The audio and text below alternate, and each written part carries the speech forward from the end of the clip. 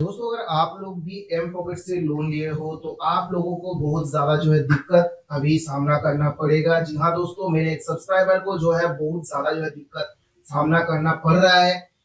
कल जो है वो उसने मुझे एसएमएस किया था कि इस तरीके का जो है प्रॉब्लम फेस कर रहे हैं। अगर मेरे एम पॉकेट से लोन लिया था और वो चुकाने में देरी हो गया तो क्या मतलब प्रॉब्लम जो कि वो लोग कर रहे थे, तो सारा कुछ जो है इस वीडियो में बताऊंगा आप लोगों को क्या करना है। अगर आप भी इसी तरीके से प्रॉब्लम में फंसे हुए हैं, किस तरीके से इससे निकल सकते हो, तो वीडियो ध्यान से देखिएगा। दोस्तों अभी तक आप लोगों ने सब्सक्राइब बटन को प्रेस नहीं किया है तो सब्सक्राइब बटन को प्रेस जल्दी से जल्दी कर दीजिए। साथ ही बेल आइकन को प्रेस करना ना भूले दोस्तों, ताकि ऐसे ही लोन रिगार्डिंग इन्फॉर्मेशन जब भी मैं आप लोगों के साथ शेयर करूं सबसे पहले आपको नोटिफिकेशन में मिल जाए। तो सबसे पहले, अगर आप लोग एम पॉकेट से लोन लिए हैं, ये आरबीआई से रजिस्टर्ड है, आप सबको पता है, लेकिन ये जो काम कर रहे हैं अभी फ्रॉड लोन की तरह। आरबीआई के गाइडलाइंस क्या आया था कि अगर आप लोग लोन ले रहे हो, डिफॉल्ट अगर हो जा रहे हो, कोई भी लोन कंपनी या फिर कोई भी एजेंट आपको कॉल कर रहा है सही है, लेकिन आपके कॉन्टैक्ट लिस्ट को कभी भी कॉल नहीं कर सकता। लेकिन जो है कल एक सब्सक्राइबर को धमकी मिला कि अगर आप पेमेंट नहीं कर रहे हो तो मैं आपका सारा कॉन्टैक्ट को बताऊंगा, आपका सारा सारा कॉन्टैक्ट से बता के मैं उनसे लोन का रिपेमेंट करवाऊंगा। तो सबसे पहला बात, क्या ये लोग जो भी बोल रहे हैं, जो एम पॉकेट का जो भी एजेंट है वो बात कर रहे हैं इसी तरीके से, क्या वो अपना मतलब गाइडलाइंस भूल रहे हैं? क्या वो सही बात कर रहे हैं? देखिए, लोन डिफॉल्ट होना क्राइम नहीं है, आप सबको पता है। लोन डिफॉल्ट हो जाता है अगर, तो आप लोगों को टाइम देना जरूरी है। हाँ, मानते हैं उन लोगों ने पैसा दिया है आप लोगों को, लेकिन भाई आरबीआई का भी कुछ गाइडलाइंस है। आरबीआई भी आप लोगों के ऊपर है। अगर आप लोगों को आरबीआई कुछ गाइडलाइंस दिए हैं तो उसको फॉलो किया करो। इसी तरीके से क्या है कि अगर आप लोग आरबीआई से लाइसेंस हो, ऐसे दिखा रहे हो कि भाई मैं एनबीएफसी हूँ, तो एनबीएफसी हो भाई, एनबीएफसी से कहाँ से आप लोग मतलब ये जो भी आप लोग प्रोसेस कर रहे हो, कहाँ का एनबीएफसी का प्रोसेस है? आप किसी को धमकी दे रहे हो पेमेंट करो नहीं तो मैं कॉन्टेक्ट लिस्ट को कॉल करूंगा। आरबीआई में कहाँ पे लिखा है कि आप लोग कॉन्टेक्ट लिस्ट पर कॉल कर सकते हो? अब ये देखो। तो ये बात जो है ये एम पॉकेट वाले ने अभी नया जो है चालू किया है। ये एम पॉकेट जो है ये स्टूडेंट लोन देता है, बड़ा भी लोन देता है। अगर आप स्टूडेंट हो तो वो आप लोगों को लोन प्रोवाइड करेगा, छोटा अमाउंट देगा। आईडी कार्ड मतलब प्रूफ, आपको आईडी कार्ड देना होगा, स्टूडेंट आईडी कार्ड, तो आपको लोन मिल जाएगा। लेकिन जो है ये बदतमीजी कितना ज्यादा कर रहे हैं, पेनल्टी भी लगा दे रहे हैं बहुत ज्यादा। ठीक है, मतलब अगर 10,000 का लोन है तो वो 21,000 लोन का जो है पेनल्टी लगा के कर दिया। अब मानो कि 10,000 जिसको देने में दिक्कत आ रहा है वो 21,000 कैसे देगा? क्यों देगा भाई?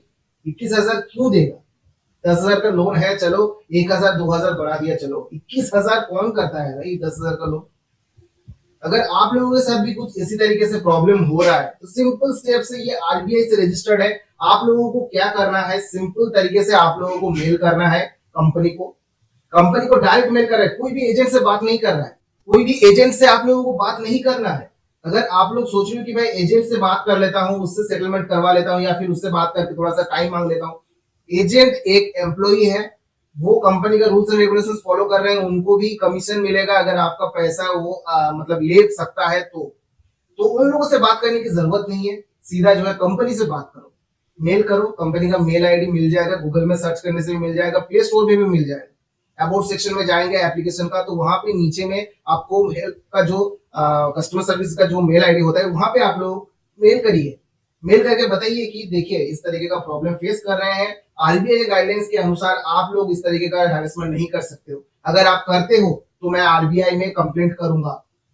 ठीक है, तो ये कम मतलब ये क्या है कि अगर आप एजेंट को बताओ कि भाई मैं आरबीआई में कंप्लेंट करूं, तो एजेंट आपको उल्टा धमकी देगा कि ठीक है तुम आरबीआई में कंप्लेंट करो, फिर मैं देखता हूं तुमको क्या कौन बचा सकता है। इसी तरीके का जो है धमकी उनको मिला। तो आप लोगों को क्या है, अगर इस तरीके का प्रॉब्लम वो एजेंट कर रहा है तो एजेंट से बात ही मत करो। आप एजेंट से बात क्यों करोगे? एजेंट से पैसा लिया है आपने, कंपनी से पैसा लिया है, आप डायरेक्ट कंपनी से बात करो। कंपनी से बात करके आपका प्रॉब्लम बताओ, और ये भी बताओ कि आप जो गाइडलाइंस है वो आप फॉलो नहीं कर रहे हो। इस तरीके से आप लोग हैरेसमेंट नहीं कर सकते हो। मुझे टाइम चाहिए, आप लोग टाइम दो मुझे, मैं पेमेंट कर दूंगा। अगर इस तरीके का प्रॉब्लम करते हो, आप कुछ नहीं कर सकते मेरा, सिर्फ और सिर्फ ये बोल देना है। ठीक है, तो ये अगर आप लोगों को जो मेल आपने किया कंपनी को, उससे अगर कोई रिप्लाई मिल जाता है तो बेहतर है।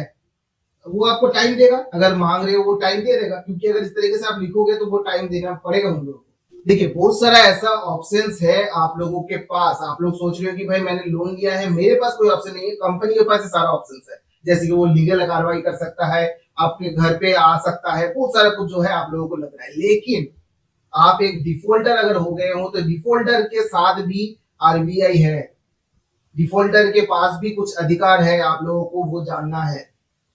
अगर आप लोग डिफॉल्ट हो गया जाते हो, अगर आप लोगों को टाइम नहीं दिया जाता है, अगर इस तरीके का हैरेसमेंट करते हैं, तो आपको सबसे पहले कंपनी को मेल करना है।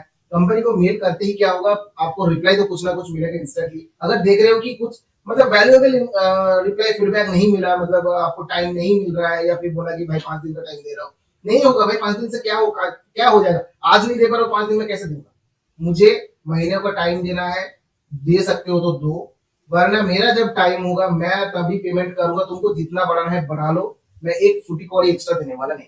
सीधा बात, सिंपल बात, देने वाला नहीं हूँ। देना नहीं पड़ेगा भाई, क्यों दो। पैसे का पेड़ पे उठते हैं भाई। तुम 10,000 का लोन दोगे, थोड़ा सा रिपेमेंट का देरी हो गया भाई, थोड़ा बढ़ाओ कोई बात नहीं, 1,000 2,000 ले लो भाई। 20,000 कौन कर देता है, 10,000 कौन बढ़ाता है। ऐसा थोड़ी चलता है। मतलब तुम लोग बिजनेस करने आए हो या चोरी करने आए हो भाई, लूटने आए, लूट पर चल रही है टोटली।